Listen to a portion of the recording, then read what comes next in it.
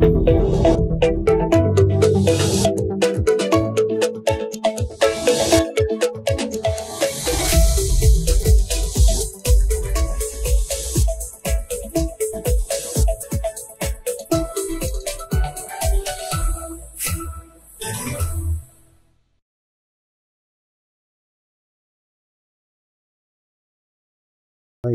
మనతో తమిళనాడు చీఫ్ సెక్రటరీగా పనిచేసి ఉమ్మడి రాష్ట్రంలో, అదే కాకుండా తమిళనాడు, మహారాష్ట్ర, ఒరిస్సా లాంటి ప్రధానమైన రాష్ట్రాల్లో సామాజిక ఉద్యమాలకు తోడ్పాటునిస్తూ, ఏదైతే సమాజంలో అణగారిన వర్గాలు ఉన్నాయో వాటి అభ్యున్నతి కోసం కృషి చేస్తూ, తనదైన శైలిలో పనిచేస్తూ, జయలలిత గారు ముఖ్యమంత్రిగా ఉన్న సందర్భంలో చీఫ్ సెక్రటరీగా పనిచేసి ఎంతో మందికి కింద స్థాయి నుంచి పైకి తీసుకొచ్చిన వ్యక్తి, సామాజికవేత్త పి రామ్మోహన్ రావు గారు ఐఏఎస్ మనతో ఉన్నారు. వారిని అడిగి ప్రస్తుతం సామాజిక ఉద్యమంలో ఎటువంటి పాత్ర చేస్తా ఉన్నారు, గత ప్రభుత్వంలో హైదరాబాద్ వేదికగా 7 ఎకరాల భూమిని సౌత్ ఇండియన్ హబ్గా తీసుకొచ్చేందుకు గాను విశ్వ కాపు తెలగ బలిజ సంఘాల సమాఖ్యను ఏర్పాటు చేసి దానికి బహుళ అంతస్తుల నిర్మాణం ఏర్పాటు చేయాలనే ఉద్దేశంతో ఒక కార్యక్రమం చేపట్టారు.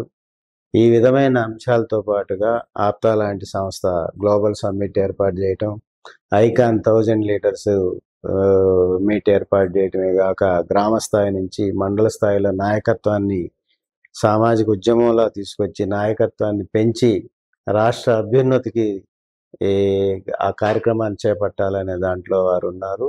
ఈ అన్ని అంశాల మీద వారి ఆలోచనని మనం తెలుసుకుందాం. నమస్తే రామన్ గారు. నమస్తే. ముందుగా సీజే టీవీ స్థాపించినందుకు తమ్ముడు చందు జనార్దన్ గారిని అభినందిస్తున్నాను. ఇలాంటి ప్రయత్నం అతని 30-40 సంవత్సరాలుగా జర్నలిజం రంగంలో ఎంతో అనుభవాన్ని సంపాదించి జర్నలిస్ట్ సంఘాలకి అధ్యక్షత వహిస్తూ ఆ సంఘాలను కూడా సరైన మార్గంలో నడిపిస్తూ సమాజంలో జర్నలిస్ట్ రంగంలో ఒక ప్రముఖమైన వ్యక్తిగా రాణిస్తున్నటువంటి చందు జనార్దన్ గారు ఈరోజు ఈ సీజే టీవీ స్థాపించి నిర్వహించడం అనేది నాకు చాలా సంతోషంగా ఉంది. I'm really happy that he has set up the CJTV digital media. రేపు ప్రపంచాన్ని పరిపాలించబోయేది డిజిటల్ మీడియా మాత్రమే.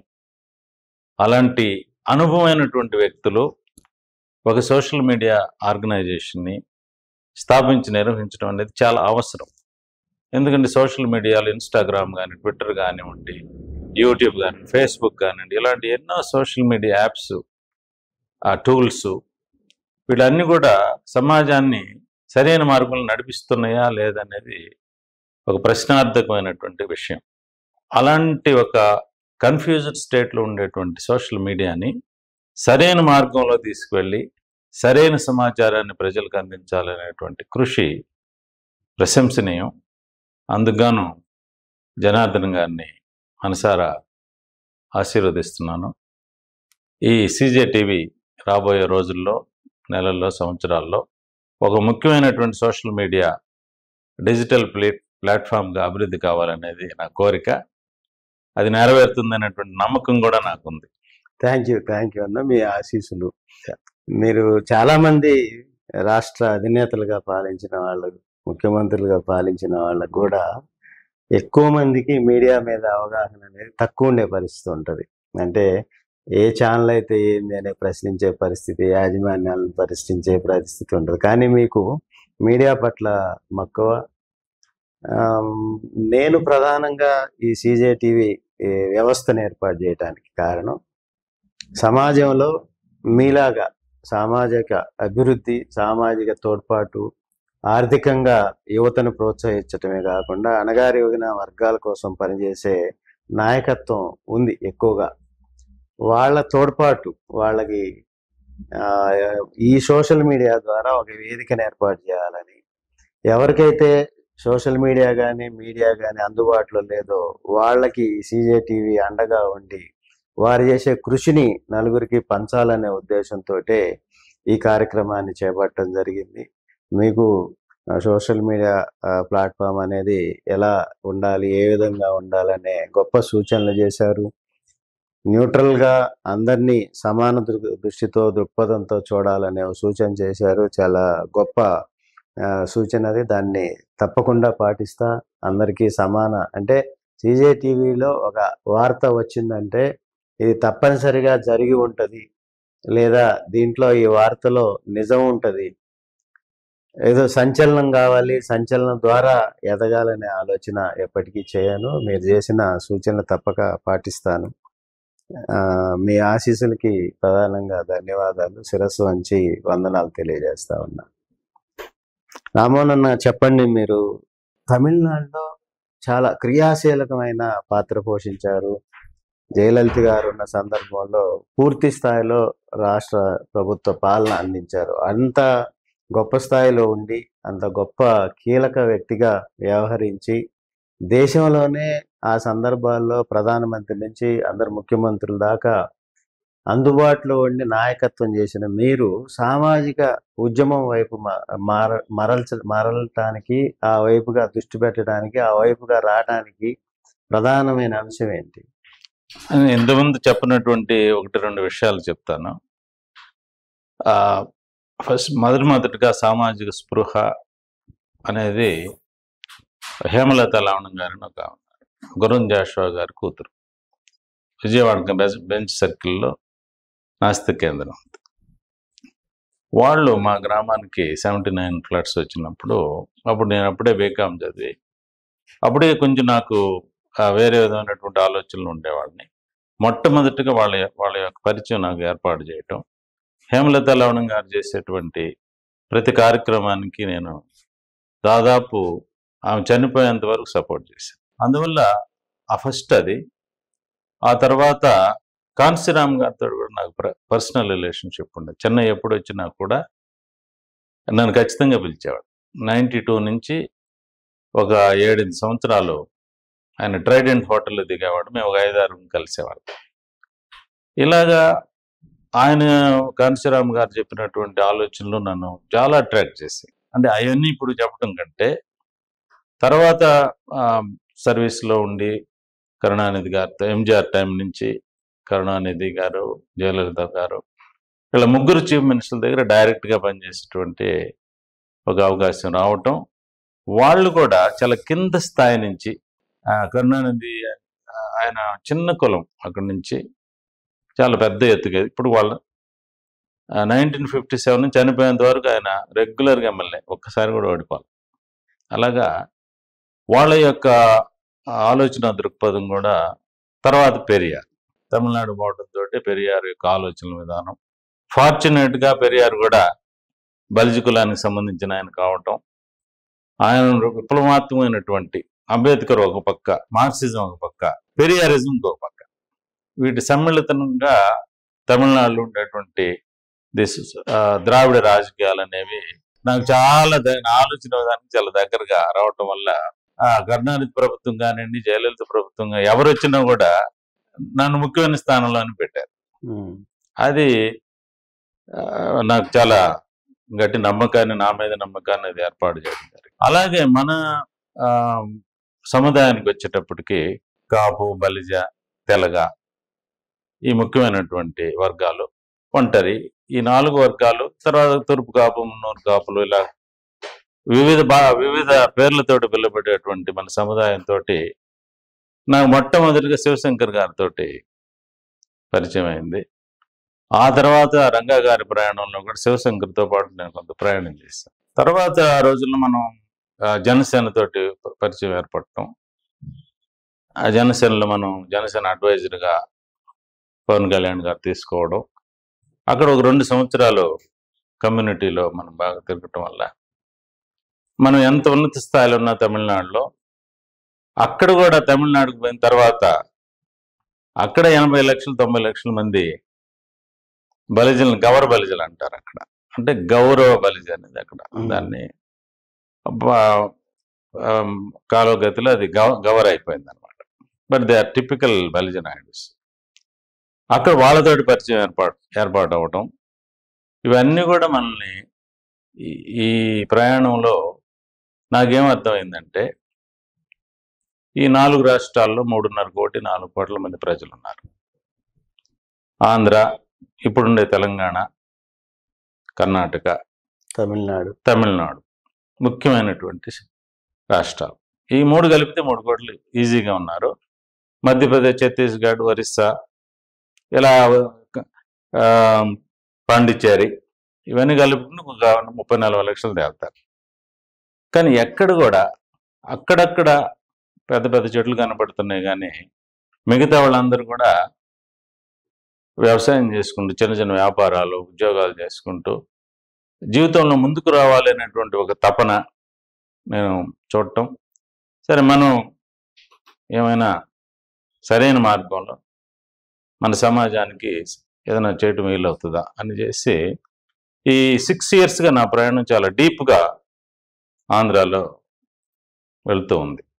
ఆ ప్రాసెస్ మీరందరూ కలవడం, ముద్రగడ్డ గారితో పరిచయం ఏర్పడటం, జనసేనతో పొలిటికల్గా తిరగటం, ఐకాన్ తోటి ఒక అసోసియేషన్, ఆప్తాతో ఒక అసోసియేషన్, ఆ తర్వాత కేసీఆర్ గారు 2023 ఇదే జనవరిలో నన్ను పిలవటం అడ్వైజర్గా, ఆయనకు 7 నెలలు అడ్వైజర్గా ఉండటం. ఆ సందర్భంలో నువ్వు ట్రిగ్గర్ చేసినటువంటి విశ్వ మంగబాబు గారు ఇక్కడే ఉన్నారు. ఆయన చెన్నై వచ్చి, సార్ మనం కేసీఆర్ గారికి రిప్రజెంటేషన్ ఇవ్వాలి అన్నప్పుడు వెంటనే నెక్స్ట్ 2-3 డేస్లో ఆయన టైం తీసుకొని రావడం, ప్రజెంట్ చేసినప్పుడు అప్పుడు అక్కడ ఉండేటువంటి మిత్రులు ఏమన్నారంటే, మీరు ఒక్కళ్ళు కాకుండా మీ సముదాయంలో ఉండేటువంటి కొంతమంది ప్రముఖుల్ని ఆంధ్రాలో కానీ తెలంగాణలో తీసుకొస్తే ఇంకా బాగుంటుందండి. నేను కేసీఆర్ గారిని అడిగాను. సార్ తీసుకురా, నాకేం ప్రాబ్లం లేదు. అప్పుడు ఒక ప్రజెంటేషన్ మీరు కూడా ఉన్నారు, మనం చెప్పాం. ఆ తర్వాత ఇంకో సందర్భంలో మీరు మా వాళ్ళంతా చాలా హ్యాపీగా ఉన్నారు సార్, మీరు వాళ్ళకి ఏదైనా ఒక మర్యాద చేస్తే బాగుంటుంది అన్నారు. సరే, అందరిని లంచ్కి వెళ్ళమన్నారు. సో మీరు అందరూ కూడా లంచ్లో పర్సనల్గా కేసీఆర్ గారు మన కమ్యూనిటీకి లంచ్ ఆర్గనైజ్ చేయటం, తర్వాత మనం రిక్వెస్ట్ ఇచ్చాం రెండోసారి మళ్ళా. అప్పుడు ఏదో మైనర్ చేంజెస్ ఉంటే మీ లెటర్లో, విశ్వ లెటర్లో మార్పులు చేసి ప్రజెంట్ చేసాం. తర్వాత ఒకరోజు చీఫ్ సెక్రటరీ గారు ఆమెకు చెప్పారు, ఈ ల్యాండ్ని ఎతకండి అమ్మా అని చెప్తే, చంద్రశేఖర్ గారు వీళ్ళు మీరంతా ఇంట్రెస్ట్ తీసుకొని ల్యాండ్స్ని ఐడెంటిఫై చేశారు. అప్పుడు మళ్ళా చంద్రశేఖర్ గారు, మంగబాబు గారు కాల్ చేసి, సార్ ఇది క్యాబినెట్లో పెట్టాలి, మీరు ఇస్తే కానీ అది జరగదన్నారు. మళ్ళా నేను చెన్నైకి వచ్చేసి ఆయన కలిసి, సార్ ఎట్లాగైనా క్యాబినెట్లో పెట్టండి అన్నప్పుడు లాస్ట్ మినిట్లో దాన్ని క్యాబినెట్లో ఇంక్లూడ్ చేసి అప్రూవ్ చేసి కేసీఆర్ గారు కాల్ చేశారు, అప్రూవ్ అయింది రామ్మోహన్ అని. అట్లా మనకి ఆ 7 ఎకరాలు కాపు. అప్పుడు ఏమన్నామంటే, ఇక్కడ ఇంత స్థలాన్ని ఎక్కడో ఆంధ్ర ఉండే వాళ్ళకి ఇవ్వడం సరిగ్గా రాదు, దక్షిణ భారత్ సౌత్ ఇండియన్ కాపు కల్చరల్ హబ్ అని పెడితే మనకి అప్రోప్రియేట్గా ఉంటుందని వాళ్ళే సజెస్ట్ చేయడం అలా వచ్చింది. అందులో మీరందరూ ఇప్పుడు అందులో భాగస్వాములు, అందరం కలిసి ప్రయాణం చేస్తున్నాం. రాబోయే 10-20 ఏళ్లలో చాలా ముఖ్యమైనటువంటి సెంటర్గా అది అభివృద్ధి చెందుతుంది అనేటువంటి నమ్మకం నాకుంది.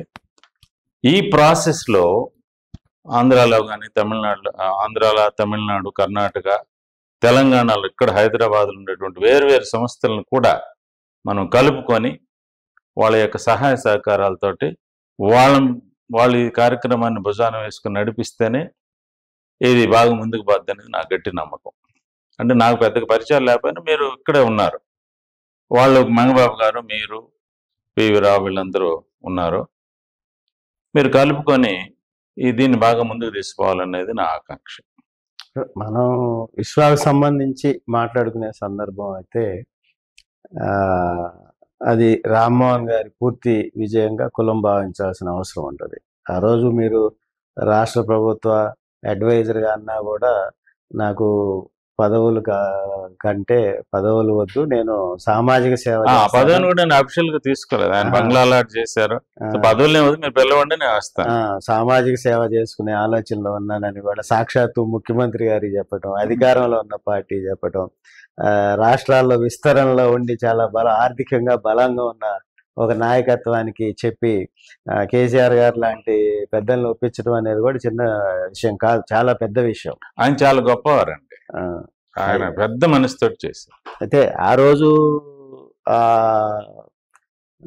మనం మాట్లాడుకుంటే సంబంధించిన మాట్లాడుకున్న సందర్భంలో ఆ రోజు మనతో హైదరాబాద్ వేదికగా పనిచేసే సంఘాలుగా పెద్దలు దాదాపుగా మనం 300 మందితోటి రకరకాల సందర్భాల్లో సమావేశాలు ఏర్పాటు చేసుకుని దాని ద్వారా మంగబాబు గారిని మనం అందరు కలిసి కన్వీనర్ గా ఎన్నుకున్నాం. నేనే ప్రపోజల్ చేశాను మంగబాబు గారిని చెప్పారు. ఆ రోజు మంగబాబు గారు ఒక జిఎస్టి రిటైర్డ్ కస్టమ్స్ కమిషనర్ గా ఉండి ఒక రాష్ట్రానికి చీఫ్ గా ఉన్న వ్యక్తి మనం ఉంటే బాగుంటది. ఎందుకంటే కేసీఆర్ గారు ఉన్నత స్థాయి అధికారులను అయితే గౌరవించే పరిస్థితి ఉంటుంది అనే సందర్భాల్లో వారు మిమ్మల్ని ఎంచుకోవటం, అంటే మంగబాబు గారు సరైన మార్గంలో అప్పుడు మీరు పంపించారనేది నాకు తెలుసు. కానీ మంగబాబు మాతో చాలా పాత అసోసియేషన్ ఉంది, ఆయన అందుకోసం వచ్చారు. అయితే ఎంచుకుని దాన్ని తీసుకెళ్లారు. చెన్నై వచ్చి నన్ను కలిసి అదొకటి ఆ రోజు అంతా ఉండి భోంచేసి.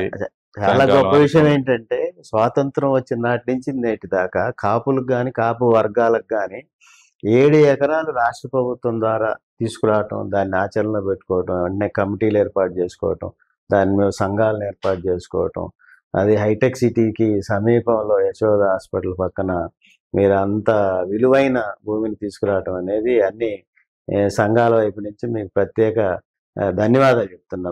ఎందుకంటే ఆ రోజు సీఎంఓ కూడా రామ్మోహన్ గారు అడగంగానే సీఎం గారు చేశారు అనేది ప్రధానంగా 2 రాష్ట్రాల ముఖ్యులు కూడా చెప్పారు.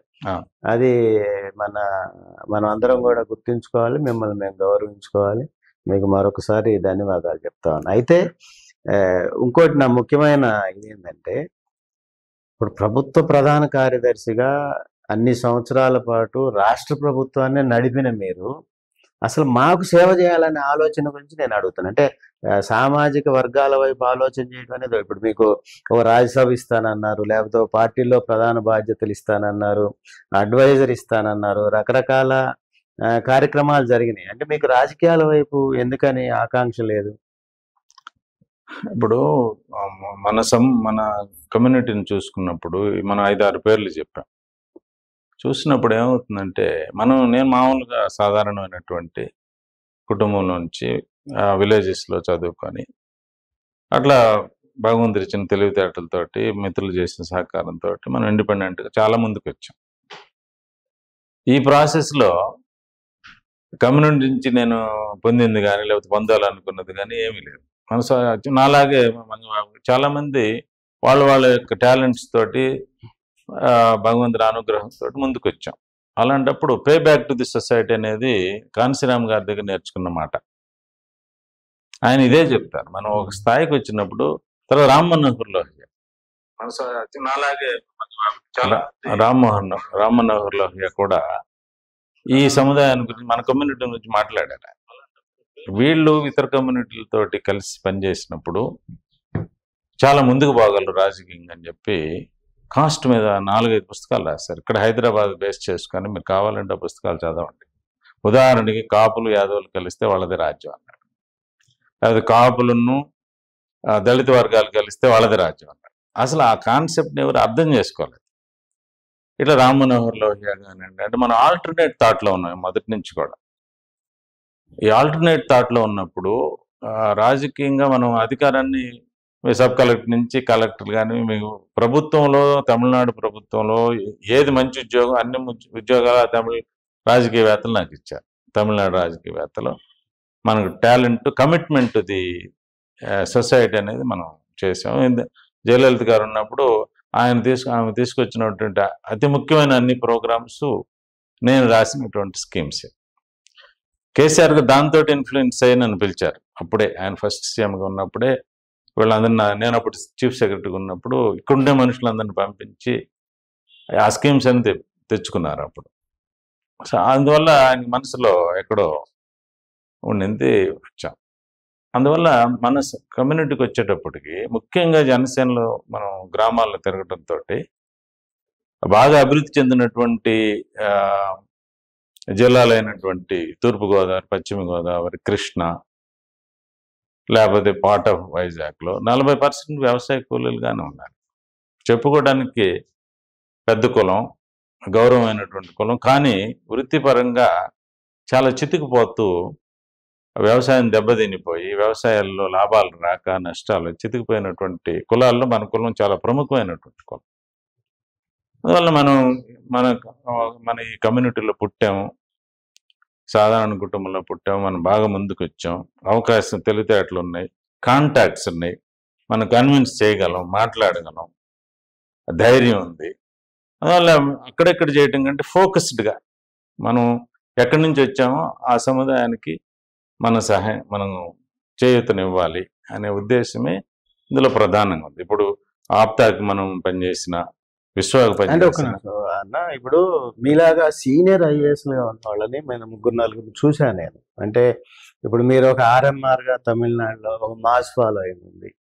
నేను కూడా గతంలో కుల సంఘాల్లో కూడా ఎంఈ భాస్కర్రావు గారు, కృష్ణారావు గారు, కేవీ రావు గారు, డిఎస్ రావు గారు, అదేవిధంగా గోపాలకృష్ణ గారు, ఇట్లా జిఎన్ రావు గారు, ఇట్లా ముఖ్యమైన ఐఏఎస్లు చాలా మంది కులంలో పనిచేసిన పరిస్థితి ఉంది. వాళ్ళు స్వచ్ఛందంగా చేసిన కులం రిసీవ్ చేసుకోలే, అది జరగలేదు. వాళ్ళు టీబీకేఎస్ అనే ఒక సంఘం ఏర్పాటు చేసి రాష్ట్రంలో అన్ని జిల్లాలు కూడా తిరిగారు ఉమ్మడి రాష్ట్రంలో. వాళ్ళు కూడా మనం ధన్యవాదాలు చెప్పుకోవాలి.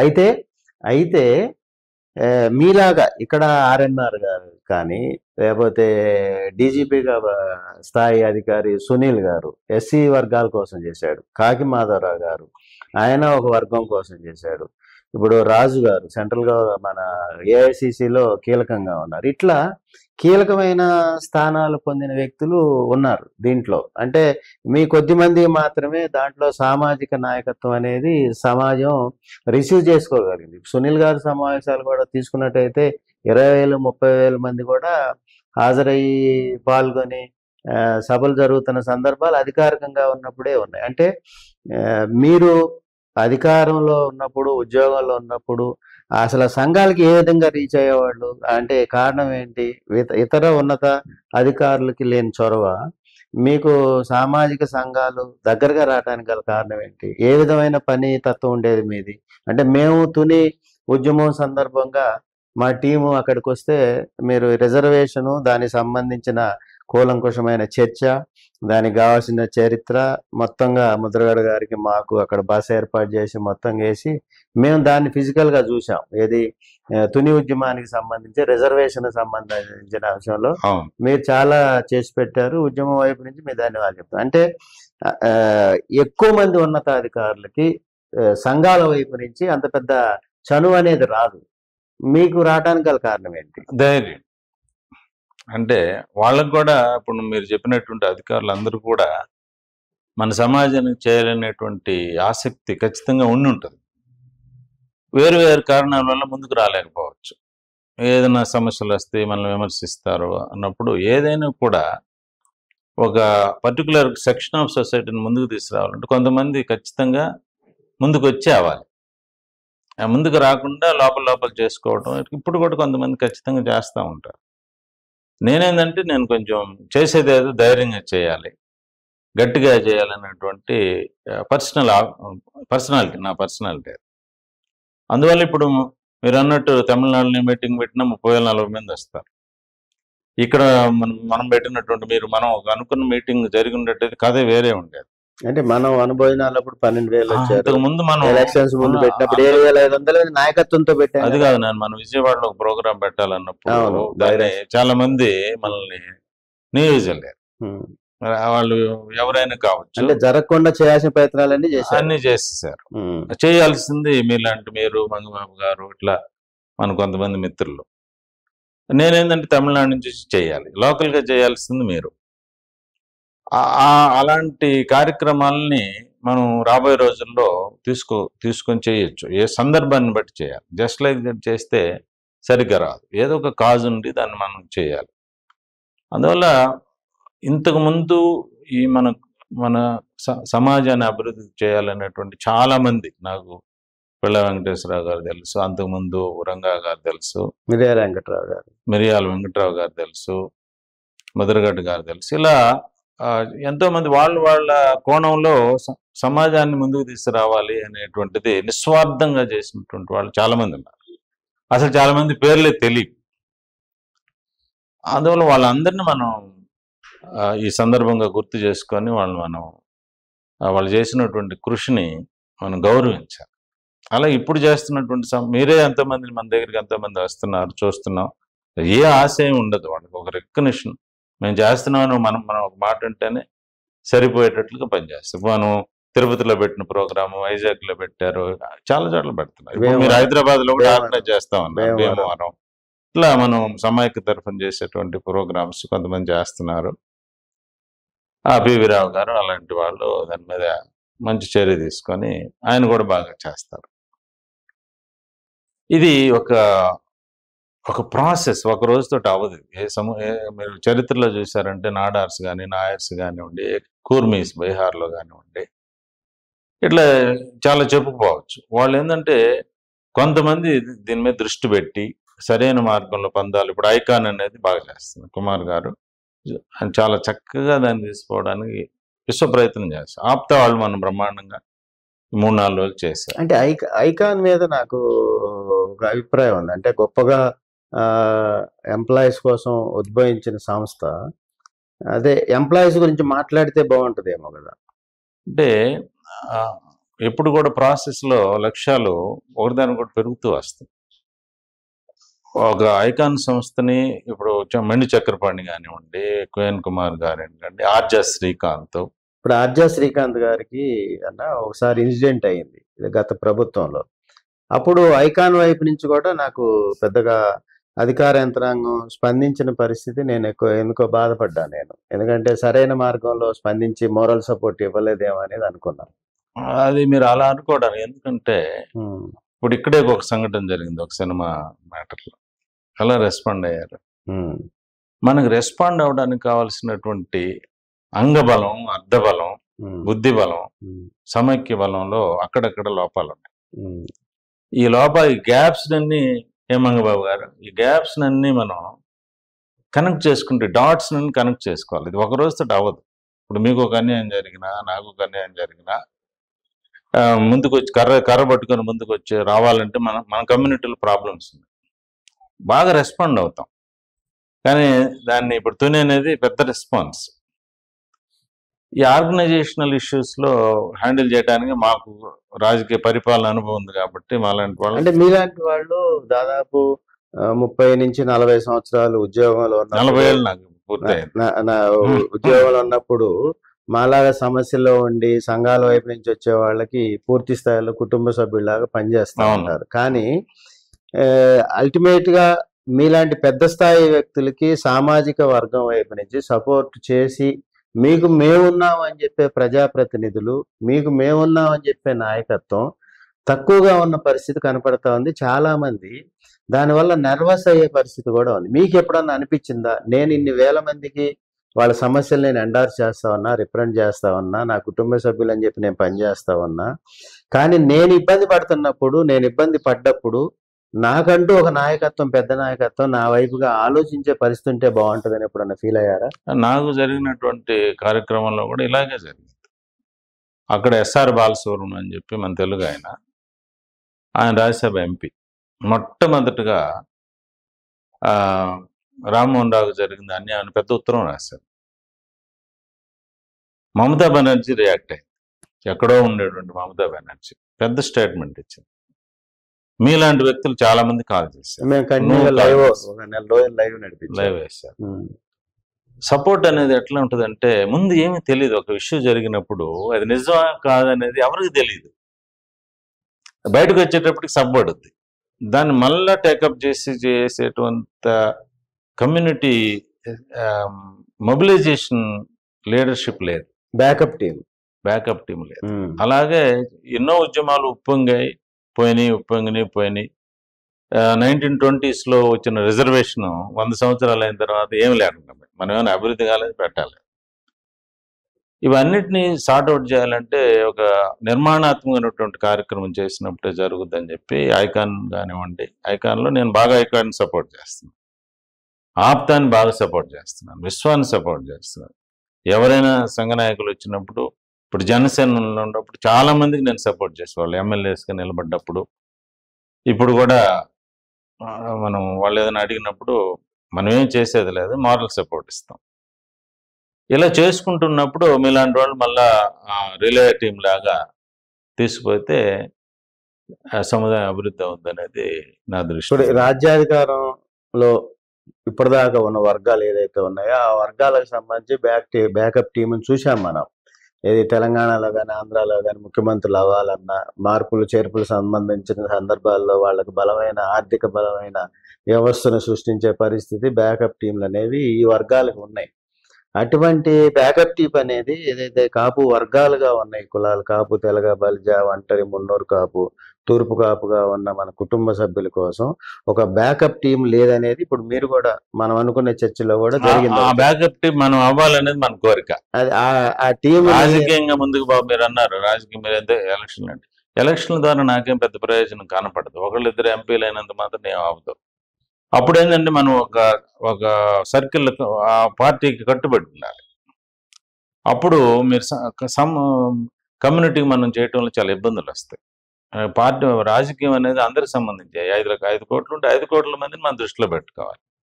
కమ్యూనిటీ అనుకోండి, అది 3 లక్షలు ఉన్నాయండి, 3.5 కోట్లు ఉన్నాయండి, దీంట్లో మనకి ఇబ్బందులు. మనం తప్పు చేయనంత వరకు మన కమ్యూనిటీ బాగా సపోర్ట్ చేస్తుంది, అందులో తిరగలేదు. మనం ఎన్నో సందర్భాల్లో మనం చూసాం. ఆ నమ్మకం ఇప్పుడు ఆప్తాకి ఎంత మంచి రెస్పాన్స్, ఐకాన్కి ఎంత మంచి రెస్పాన్స్ వస్తుంది, విశ్వాకి ఎంత మంచి రెస్పాన్స్ వస్తుంది.